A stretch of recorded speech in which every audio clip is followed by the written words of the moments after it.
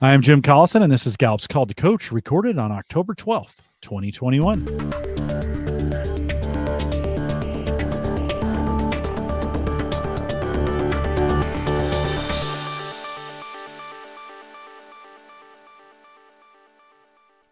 Call to Coach is a resource for those who want to help others discover and use their strengths. We have Gallup experts and independent strengths coaches share tactics, insights, and strategies to help coaches maximize the talent of individuals, teams, and organizations around the world. If you're listening live, love to have you join us in our chat room. There's a link right above me there on our live page. It'll take you to YouTube. You can sign in with your Google account and join us in the chat room there. If you have questions after the fact, you can send us an email, coaching@gallup.com. Don't forget to subscribe on your favorite podcast app. Just search Gallup Webcast. And of course, you can subscribe to us right below there on YouTube if you're listening to us there and get notified whenever we go live.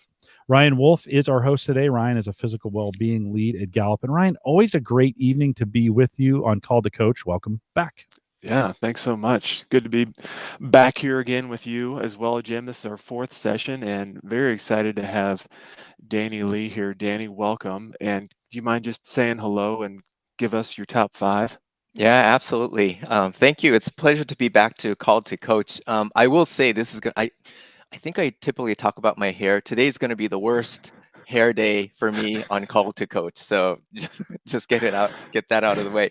So my name is Danny Lee, and there are a lot of smart people on our Call to Coach episodes on this particular topic, and today I'll kind of bring a perspective from a strengths coach perspective. So I can't claim to be a scientist or a researcher, but I have trained about a little bit over 3,000, maybe close to 4,000 strengths coaches around the world, engaged with a lot of coaches and worked in 20 different countries. In a coaching thing. So I do coach a lot of people. So I would say I'll bring some perspective on well-being from what I've heard as more of a in the field as I'm engaging in a lot of coaching conversation and as a strengths practitioner from the field. I lead my top five is first individualization, then empathy, connectedness, harmony, and developer. Awesome.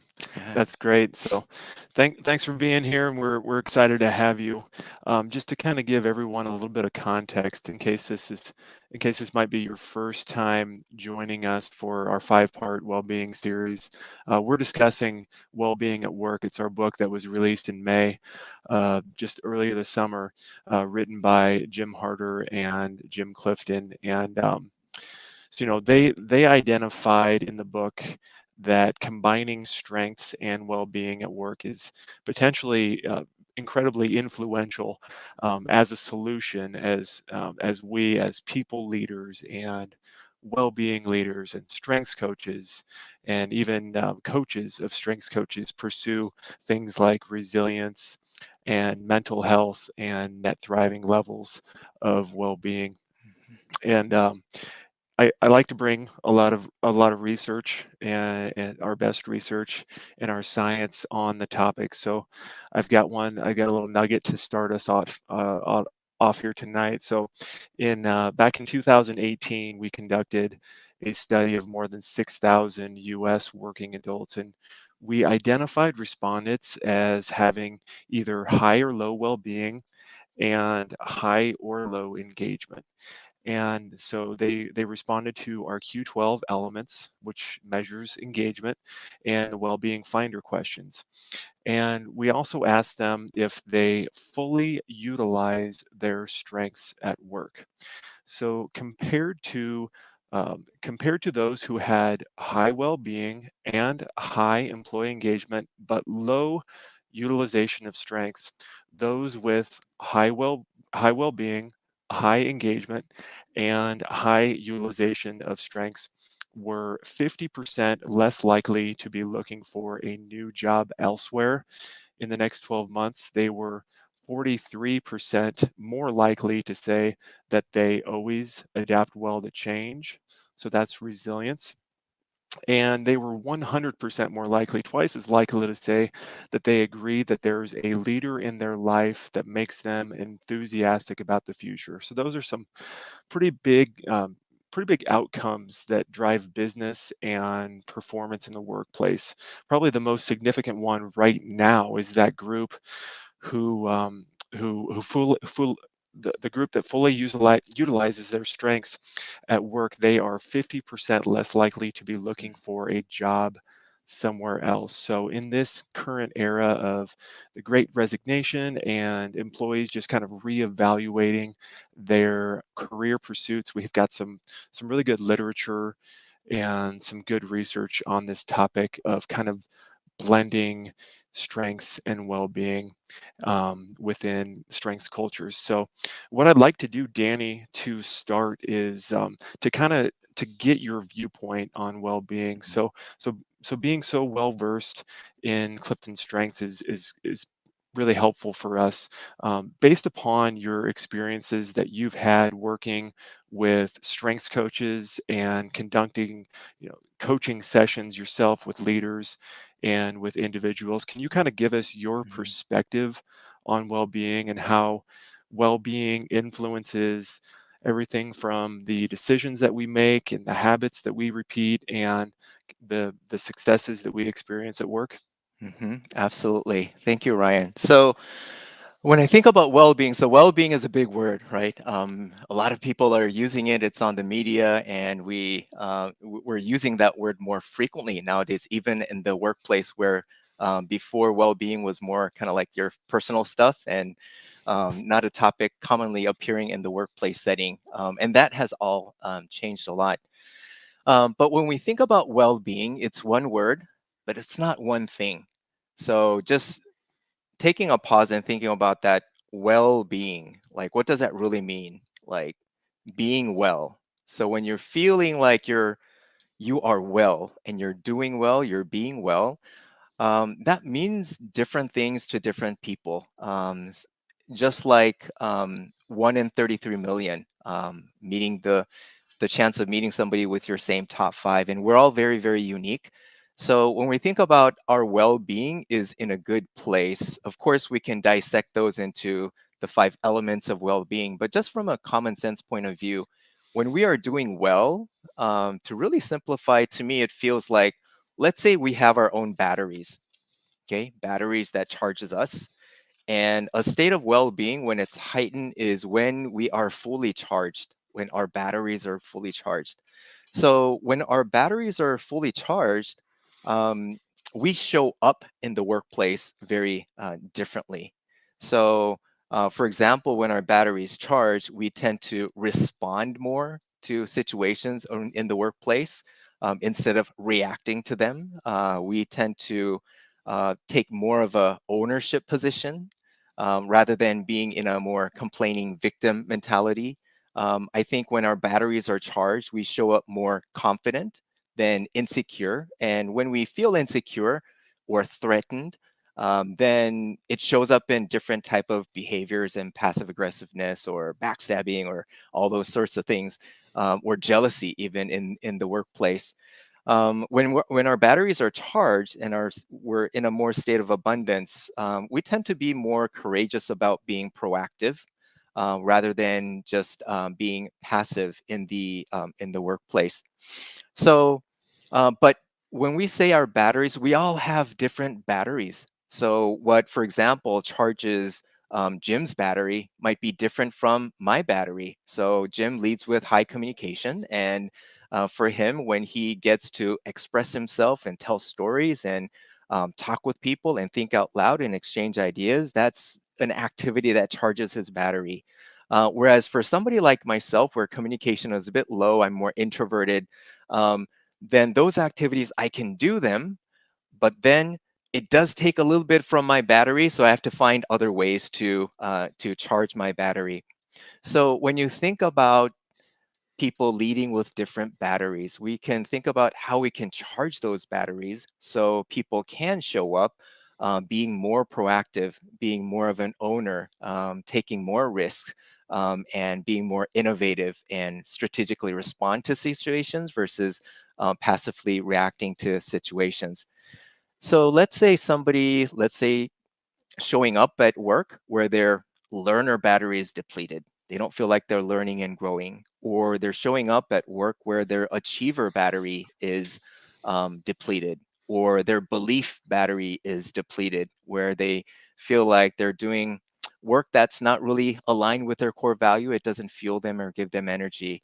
Or even like connectedness, it's in my top 5 when that sense of meaning and purpose is not existent, and we kind of feel like things are kind of disjointed, and that connectedness battery is low. Then how these talents, how we show up in the workplace, I think has going back to the concept of, for those of you who've been around in the strengths world, you'll remember the word like raw and mature. So our talent themes, they sometimes show up raw, underdeveloped. Just like in martial arts, there's the white belt level, and then there's the blue belt and the black belt level.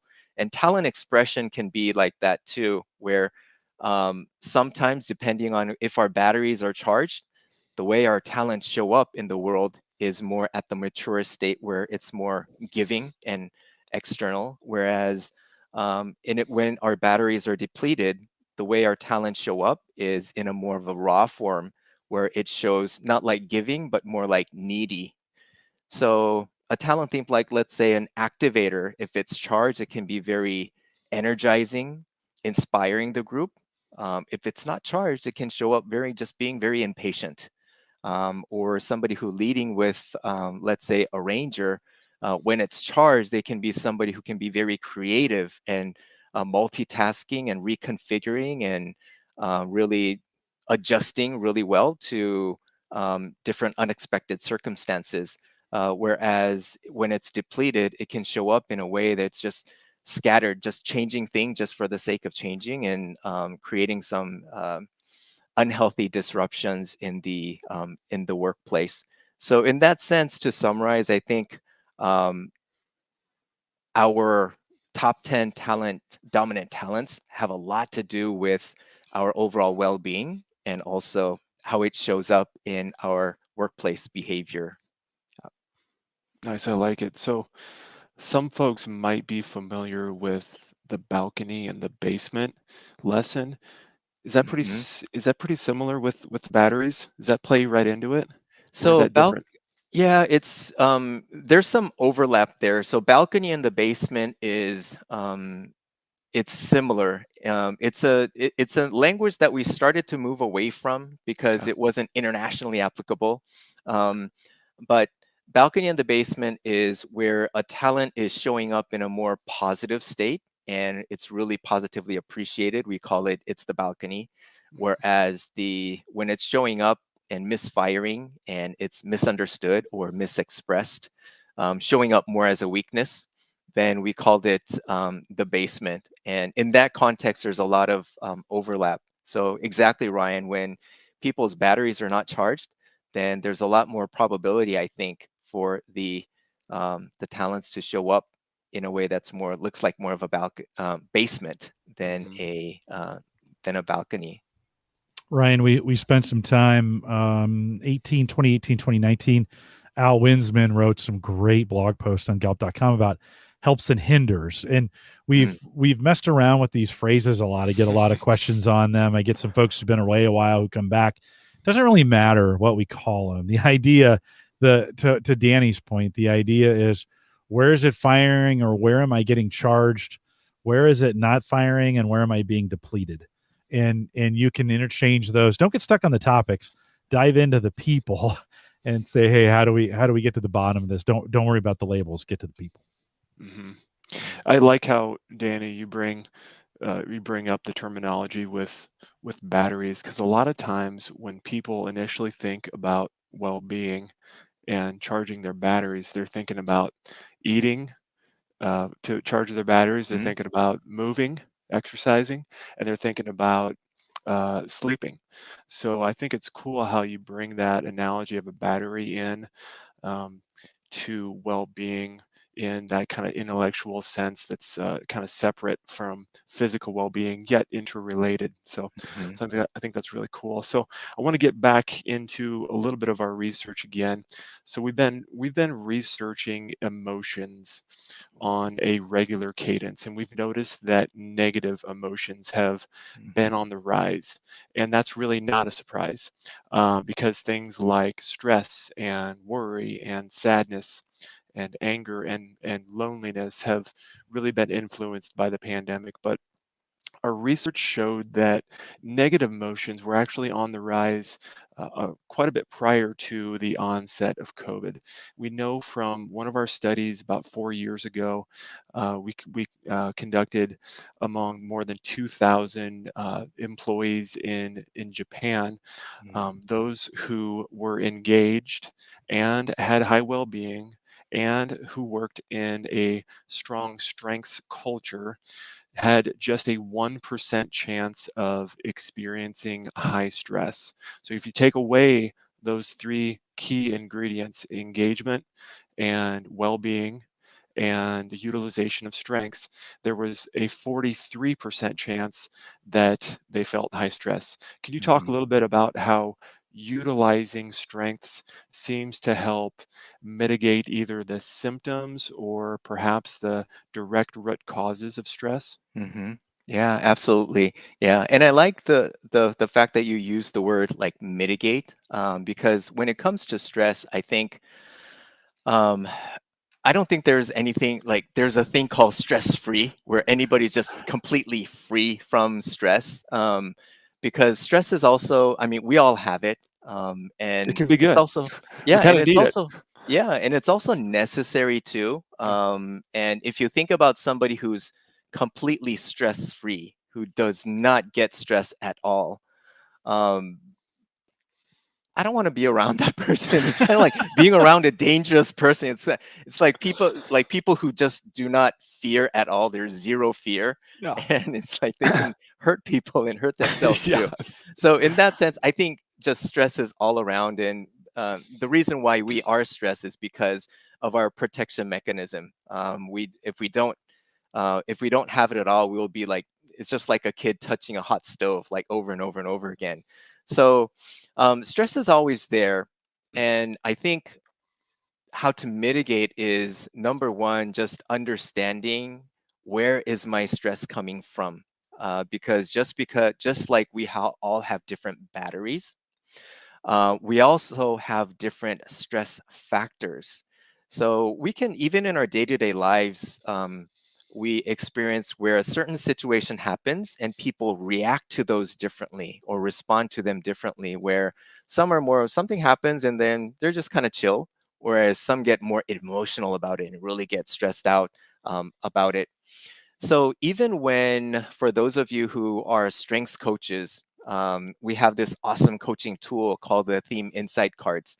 And in the Theme Insight Cards, there's statements like, this is what I need. So all these dominant talent things, it comes with needs. It also comes with, this is what I love, this is what I hate. So it kind of gets connected with the, uh, like our value judgment too. So, knowing our stress kind of factors are critically important, because what drives us crazy, what gives us energy is different, but also what drives us crazy are very, very different as well. So, when we think about somebody who leads with high responsibility and somebody misses a deadline, um, that's very stressful. That's a high stress situation. Whereas somebody who, I don't know, leads with more adaptability or maximizer, but hey, you know what, that's somebody missed a more of a guideline, or somebody with harmony is, oh, that, that can happen. Whereas responsibility might say, dude, that was a deadline. Somebody can die. Like, that's a deadline. And what is wrong with you?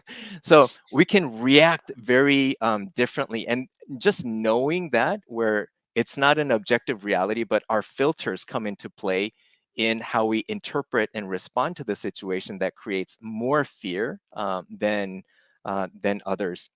So I think one thing to think about is Look at our top 5 or top 10, and then kind of look at your own work environment and be aware of what are those times that you really get stressed out about. Because when we can pinpoint those, we can better manage those emotions, because we know, oh, I know what's wrong with this situation. Oh, I know exactly why I'm really upset or frustrated right now. It's like you're ill, you go to the doctor, and the doctor says, oh, no, you're fine. Nothing came up on the MRI, but you know that something's wrong. And when you don't know the source, it just the stress amplifies. Whereas when you go to the doctor and say, oh, here's what's causing the problem. Okay, then we're gonna convert that energy, that stress, into solving the problem, and we get less stressed out about that issue. But when we don't know it, so let's say I'm working with Jim and something about it really stresses me out and I don't like Jim and I don't know where it's coming from, then it's about, I hate Jim. Like, I'm really stressed out. It's about the whole being now. It's amplified. Whereas it's like, oh, actually something about Jim I don't like. Or when I can pinpoint it, it's not about the whole being. Now it's very specific and I can manage around it. So one of the activities that can be very helpful, and for those of you strengths coaches, you'll know this activity, or if you've been around, you know this activity, the best of me. So kind of thinking about um, you get the best of me when. So it's a sentence completion activity where you're reviewing, you get the best of me when, and here are the conditions where you get the best of me. You get the worst of me when, here are the situations where you get the worst of me. And then reviewing, this is what I need. So for me to thrive, here's some things that that I need. So when you look at you get the worst of me when, and this is what I need, and really analyze, it can really give us a lot of insight on our stress factors. And when we understand what those are specifically, then it enables us to respond to those situations a little bit more better, and um, be less stressed, and prevent us from creating unnecessary stress. So a metaphor, I'm a man of metaphor. So one metaphor is, hey, look, I'm a sports car. For example, if I'm a sports car and I know that I'm built to thrive on a highway, but I'm gonna struggle if I have to drive through the desert of Nevada, or when I have to drive through some rocky terrain. Then when I know that, then I can manage that. Oh, I'm not really built for this situation. This is exactly why I'm frustrated. I'm struggling right now. But I just need to get through this and get myself back on the highway. Versus if I don't know this and then I'm struggling in the desert and this like cheap little doom buggy like chuckles along and it's just like, man, why am I worse than? So then you get into this inferiority or imposter syndrome, or get really stressed out the fact that you're not like another person, when in fact you're totally fine. um, it's just the external environment that we have to manage through a little bit, but when we don't know it, we can't pinpoint it, it's harder to manage. Danny, what do you think for coaches? Certainly a certain amount of stress is great in an environment. We need Hmm. it, right? An overabundance of stress is also equally detrimental to our success, right? Hmm. As a coach, how do we help people identify that healthy amount, finding that healthy place? I heard you allude to this idea of maybe, is it charging your batteries in that Hmm. sense? Are you finding satisfaction in it? Are you finding success? But any tips as we think about, because I think right now we're in such uncharted waters for some folks. Hmm. They may not even know. Like, I'm stressed out, but I don't know why. Like, Hmm. so any tips you'd give coaches or individuals on kind of thinking through that process? Yeah. One thing, I mean, this often comes up in strengths coaching conversations as well, where let's say somebody doesn't have, like, discipline is low, or responsibility is low, or they see themselves like procrastinating, or things like that. I think it's insightful to understand from the top, what are my blind spots, and what are some external stress factors that can help me mitigate that. We can also look at what's on the bottom and see if the lack of expression on the bottom talents, is that the one that creates my procrastination or the barrier? Then we can actually channel that energy or use it more productively. So for example, um, this is live in public. I'm gonna tell everybody, I'm something about me, I'm a procrastinator. I'm like, so achiever is not very high. I have high adaptability, I have high maximizer, and along with that, having connectedness, there's a lot of things that I'm very selective about what I do. And so one thing I know is pressure is good for me. Pressure is good for me. Having that deadline, having that pressure, it will um, crank that. It's like the maximizers, there's always things in motion, but there's no action. There's nothing being produced. But when that pressure comes to place, I'm actually embracing it. Or even I will, when I'm partnering with folks, I will say, hey, I need pressure. So do not feel sorry about pressuring me, because that actually helps me. So when I understand that, it becomes like it's almost like I'm using what can feel like a negative force, but actually to my advantage. So think about when you look at your top 10 or bottom 10, what are those healthy, stressful factors? It's not natural for us. We don't enjoy it intentionally, but every once in a while, it's important to have that in place. So I would even say it's kind of like oil change. Like oil change is something that we don't have to do all day. We don't have to do it all the time. But if we don't do it at all, it can be detrimental to our vehicle. So identifying what are those kind of oil change that I need in my life, and how do I put those intentionally, artificially, so that it actually enables me rather than becoming a barrier for myself. I like it. I want to come back also to the you get the best of me hmm and you get the worst of me exercise. So is that something who's that for, and what's a good frequency to conduct that exercise? Is it for me and my manager? Is it for me and my colleagues? For me and my spouse? Where's the best setting for it? Good question. I would broadly say anywhere there is a relationship, that tool can be very powerful. So if you use it in a family setting, that's powerful. If you use it in partnerships, that's powerful. If you use it with communicating with your team members, that's great. If you use it for with communicating with your manager, that's even better, because part of this is um, letting yourself known to people. That best of us is like it's like a user manual for people, because we're all very complex. All of you, watching this webcast, you're a complex human being. Jim, you're complex. Ryan, you're complex. I'm complex. So expecting us to, I mean, even simple like electronics, they come with user manuals, but a complex human being, it does not. So we just assume that we're mind readers and we know how to figure out, how to use stuff. It's just like, you know, sending us to, like, I don't know, like NASA, and giving us this really complicated, I don't know, computer, and just expecting us to use it right away. So um, this can really operate as a user manual, identifying, what I need when I'm really thriving. You get the best of me when, worst of me when. This is what I need. You can count on me too. So any relationship exists, it can be powerful.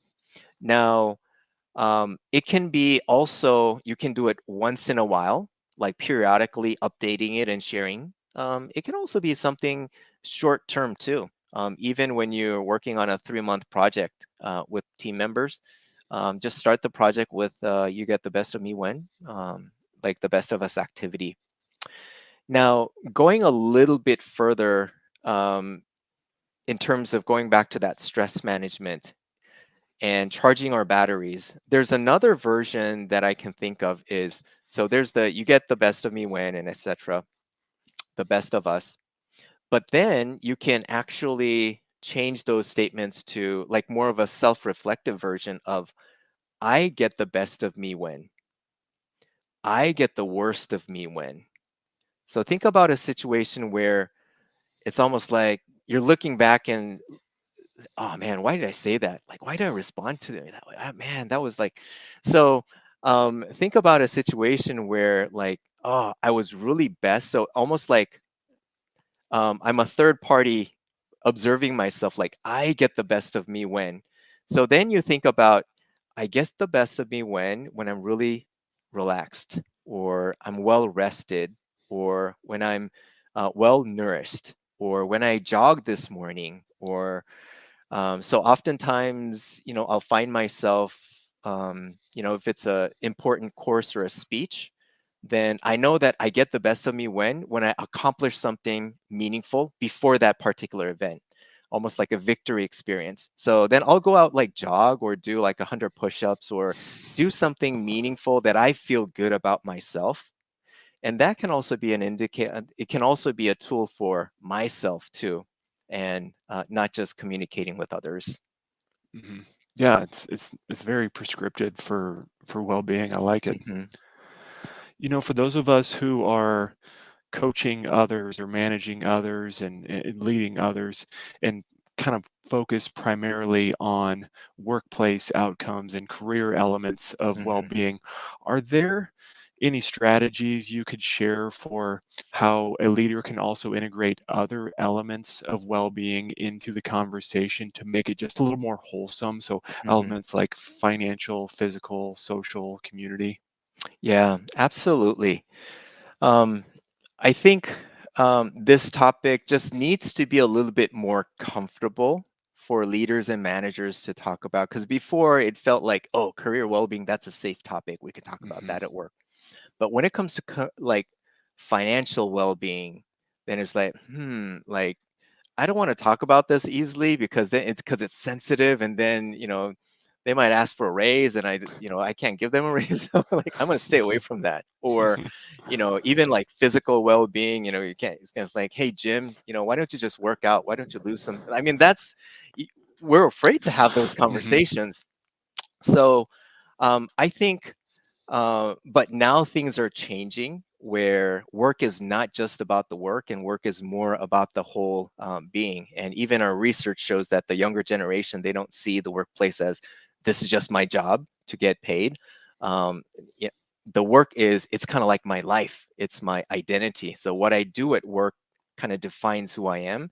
And that's why people are paying more attention to purpose and meaning of what they're doing. So in that sense, I think what leaders can do is, I think the easiest thing the leaders can do is, if you're not comfortable having these conversations just yet, just start role modeling.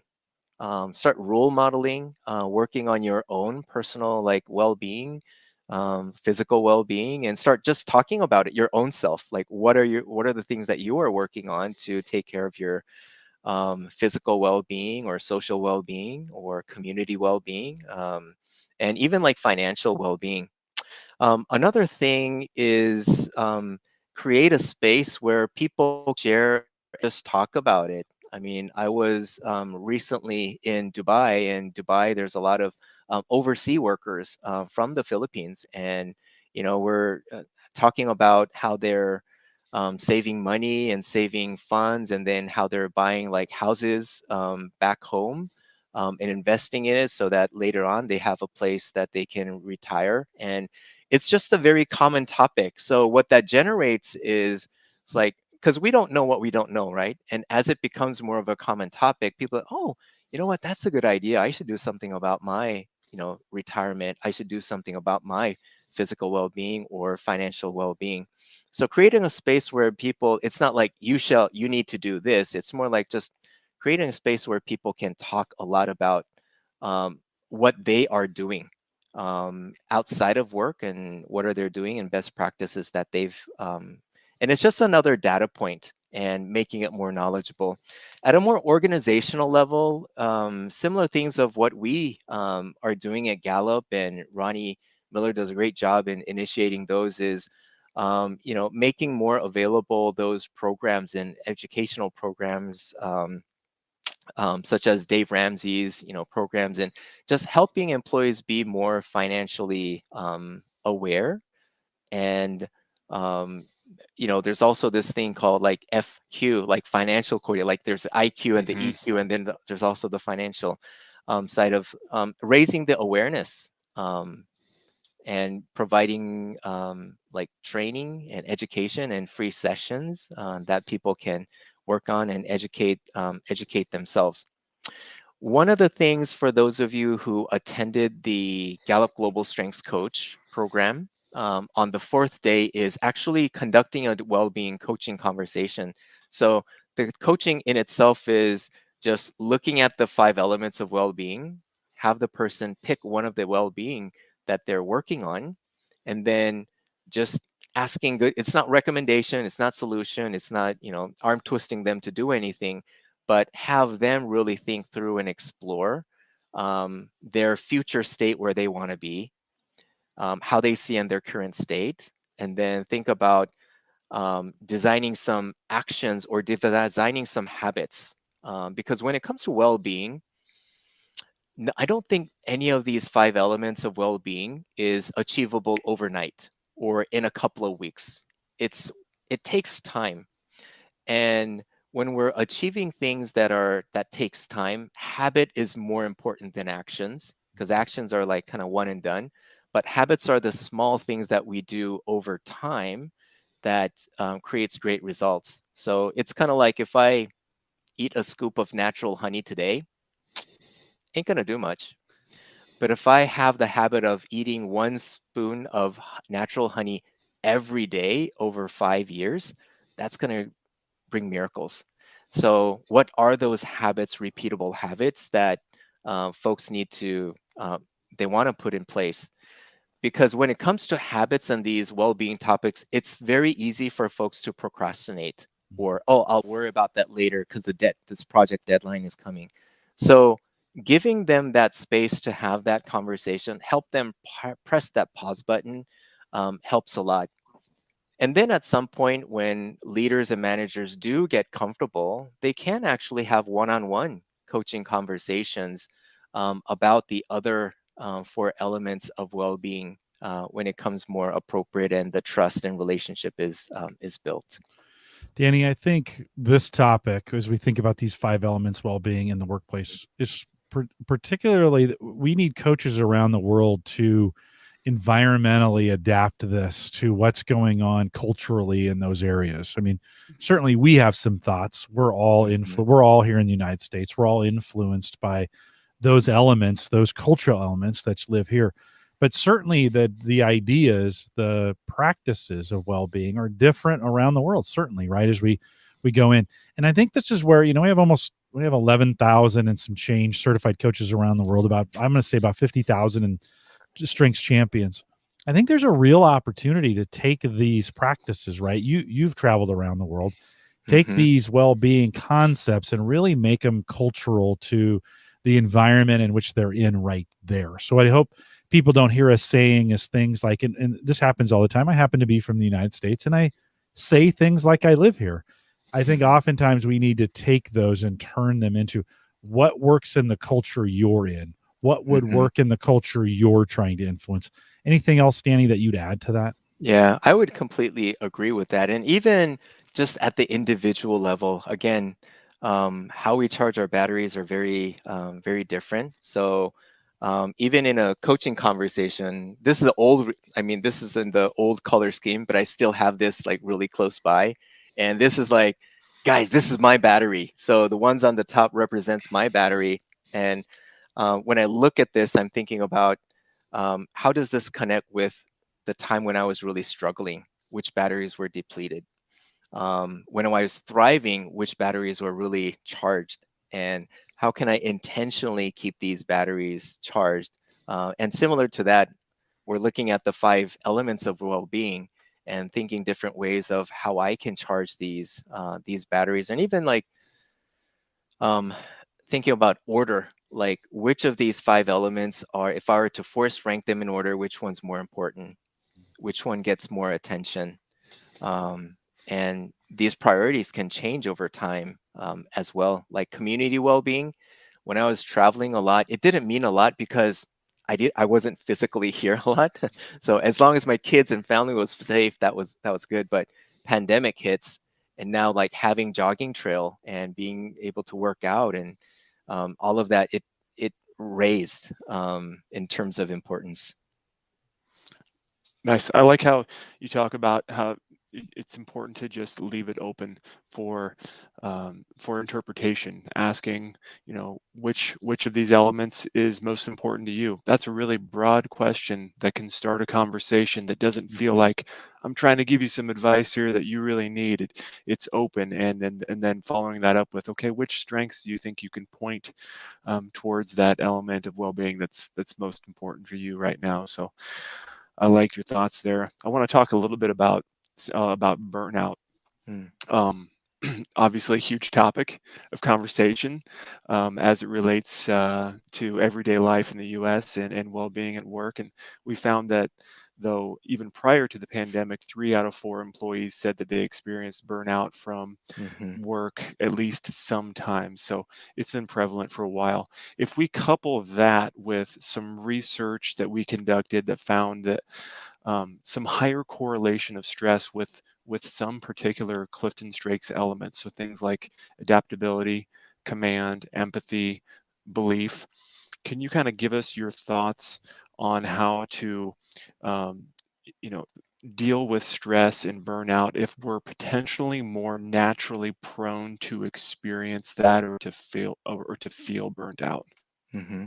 Yeah, I think it kind of aligns with just understanding our stress factors. What are the situations that really stresses us out? And even, I mean, you mentioned here like adaptability, command, and empathy and belief. And we all have our kind of inner voices or inner judges, or in certain coaching discipline, they'll call them like inner saboteurs. Yeah. And being aware of those is, I think, really important, and how it's also connected with our dominant talents as well. So, for example, maybe command in situations can show up as being very controlling, or they feel like there's lack of control, and it's showing up in a way that's very stressful for them. Because burnout itself is, I mean, there's the workload, but it's not always about the workload.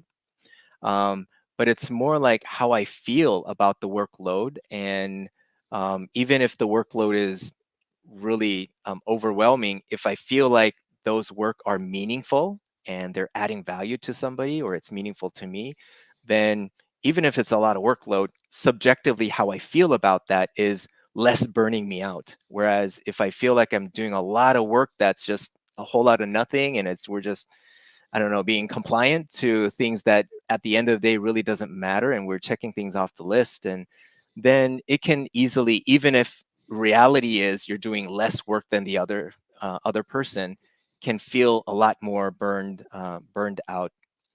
So even like myself, I lead with high empathy.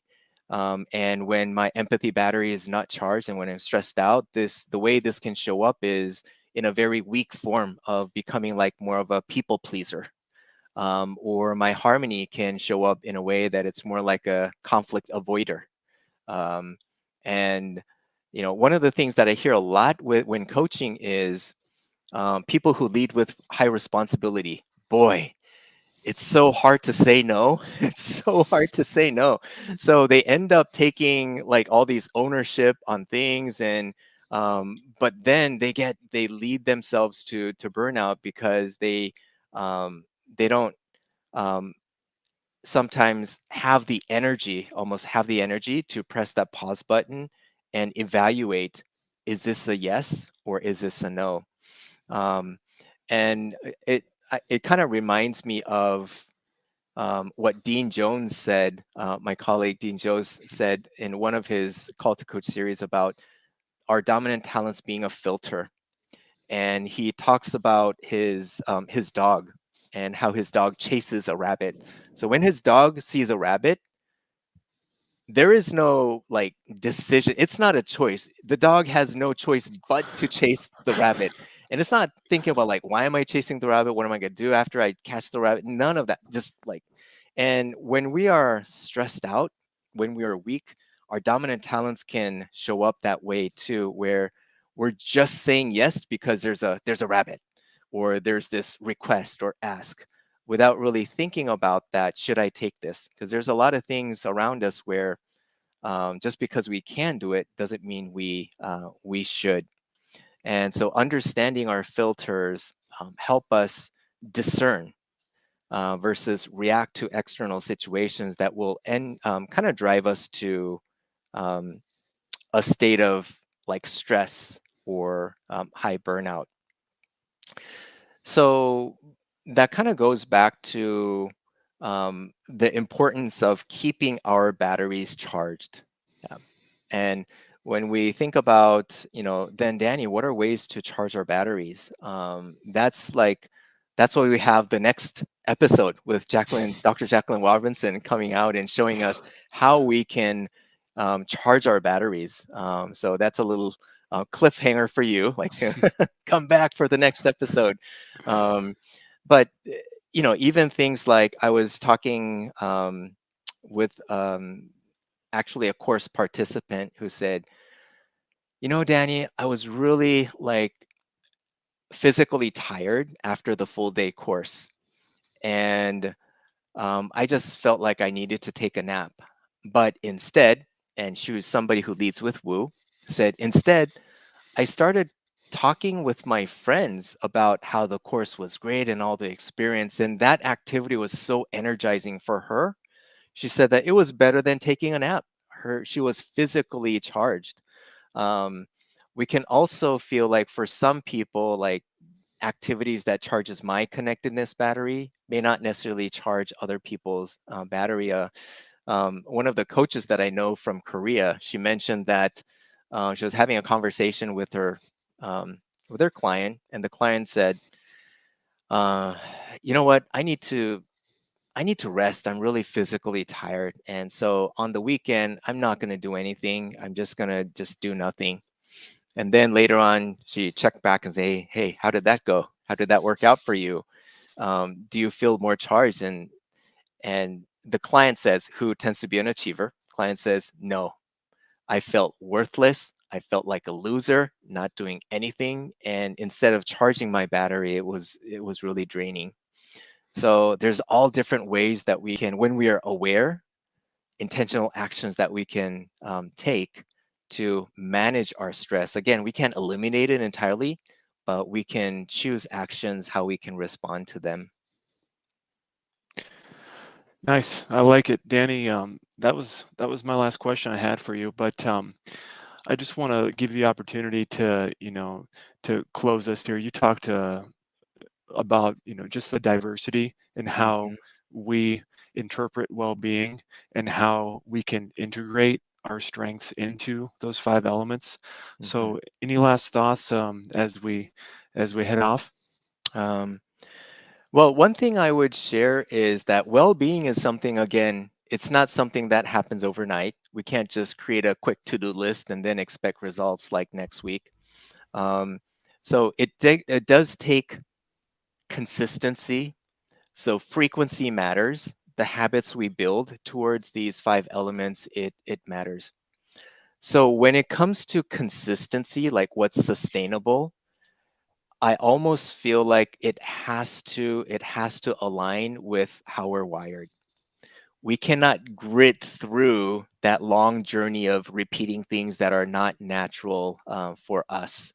I'll share a little bit of personal example where I share with a lot of strengths coaches out there. There was a time where I was like massively overweight and really struggling with health with a lot of really good, super like first class excuses why I couldn't work out. But I'm somebody who achiever is not very high. It's on the bottom. And when I try to be an achiever version of working out, it was very short-lived. I'll gain a little bit, but then because it's not natural of how I was wired, I just bounce right back up. So just a little bit of just a series of yo-yo and feeling bad about myself. But then when I applied something that aligned with my talent, which in my case, it was connectedness, then because it was charging my connectedness battery, it was sustainable. So it only took me about like 8-9 years of all these trial and error and excuses and X, Y, and Z. It only took me 4 months to lose about 25 to 30 pounds. And because it was aligned with how I was wired, now it's sustainable. So that was like 2014, and it's not that I'm like a bodybuilder and like a K-pop star or anything, but I'm still in shape. I'm still in shape, and my cholesterols are down, and I kind of feel good, and I still can do things that I was not able to do even in my 20s. So this is not just a personality report.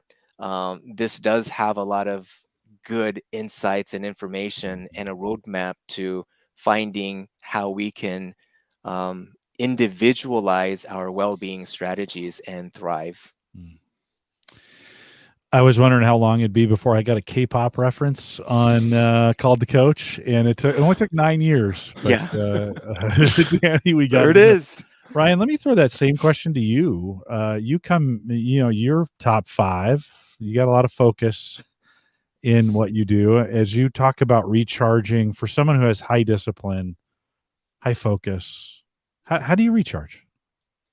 Yeah, for me individually, I've got discipline and achiever 1 and 2. So really, really differently than Danny, and that's the beauty of it. Is that it can still be done. There's always struggles, but for me, it's planning things out, knowing what to expect, making sure there's time in my calendar, and getting it done. Reinforces that it'll get done again next time it needs to happen, in terms of everything from eating to getting good sleep and to exercising. So that's just the physical element, and then it can be applied and cascaded throughout the other 4. So that's just a little snapshot. Well, and that has played into our relationship. It's no secret. We've talked about this before. You've been my trainer for a lot of years, and I learned early the consistency at which I showed up would charge you up. Like it was when I began to sense that like I need to be there if I'm gonna do this thing. It's important to him that I continue and do it. Either I'm in or I'm out. Like it, and so in our relationship, it was one of those kinds of things that kept me coming because I knew that would charge you. And we never really had that conversation, but it was one of those kinds of things that I wanted to. It was good for me. Like the things that we had, I always wanted to have a million things going on at once, which is what charges me up on the weekends. I want to have a whole bunch of things happening. I get recharged when I do that. In fact, if I'm sitting around too long, I'm like, what can I break so that I can start fixing it, right? And it's not restorative. It's this arranger wanting to do all kinds of things at the same time. Danny, I am too a procrastinator, and I just use that activator to trick myself. Like, okay, in a second when I'm not looking, I'm just going to start doing it. And it's the dumbest thing ever. Like you think, dude, like you're an adult. You could just do the thing. No, I actually kind of need to trick myself into it. Once I get going, I am fine, right? But the budget was a couple of weeks, month or 2 behind here, and I was stressing about it. And one night I just came down here and I kind of tricked myself into starting it, and I got it done in about half an hour, and I felt so much better. And to your point about like doing push-ups before you get in there, that budget, when I completed it, I felt good. Like I got it done. I could do anything. I got that done. I could do anything. And so I love that tip that you gave about get something when you're about to go into a big event or when you're about to do something, get a win, get an early win ahead of it. So you feel good. Is that kind of what you meant when you were saying that is get a win ahead of it? Absolutely. I mean, even Don Clifton said something It's probably not a direct quote, but something as, we're never so strong as when we have our strengths in mind. Yeah. So when we have more of our victories or winning experience in our head, we show up more confident and be better. Well, tonight is one of those examples. Lots of great comments in the chat room. They found this very, very helpful. Danny, I've gotten very few questions. This may be one of the few Called to Coaches you've answered all the questions before they were even asked. So appreciate that, Ryan. Ryan, take a second and thank Danny for our time. You bet. Yeah, thanks, Danny, so much for joining us. I know there are tons of great, actionable advice that you gave that we'll certainly be rewinding and replaying in the weeks and months and years to come. So thank you very much for sharing them with us here on this platform tonight. Thank you. It was a pleasure, and it was fun. Thank you for inviting me. Danny, always good to have you. These are some of my favorite, and appreciate you coming out. You two hang tight for me 1 second. With that, we'll remind everyone to take full advantage of all the resources we have available now in Gallup Access. A lot of what we talked about today is available in Access. It's also available on Gallup.com. I put the links to it in the chat room. If you want to find some of those articles that Ryan referenced, head out to Gallup.com/CliftonStrengths. You can log in there. Danny was showing his All 34 report, page 21 specifically of his All 34 report. If you haven't unlocked the 34, you can do that as well. Get access to it on your strengths dashboard. Again, that's Gallup.com/CliftonStrengths. If you need coaching, master coaching, or you want to become a Gallup certified strengths coach, both these guys are, you can do that as well. Contact us, coaching@Gallup.com. Danny mentioned that Jacqueline's joining Ryan and I on the next one of these that will actually launch an entire podcast series.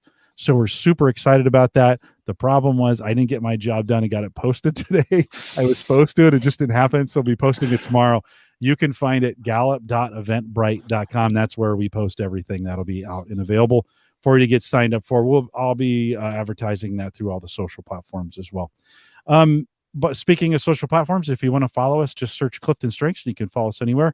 We want to thank you for joining us. If you found it helpful, why don't you share it? That would mean a lot to us. If you would just take this, especially this one, just share it out, whether it's the live or the recorded version. We'd love to have you share it with those that you work with or your family, whoever. Get that shared. We want to thank you for those who joined us live. We want to thank you for joining us tonight. Have a good rest of your day, evening, morning, whatever time zone you're in. With that, we'll say goodbye.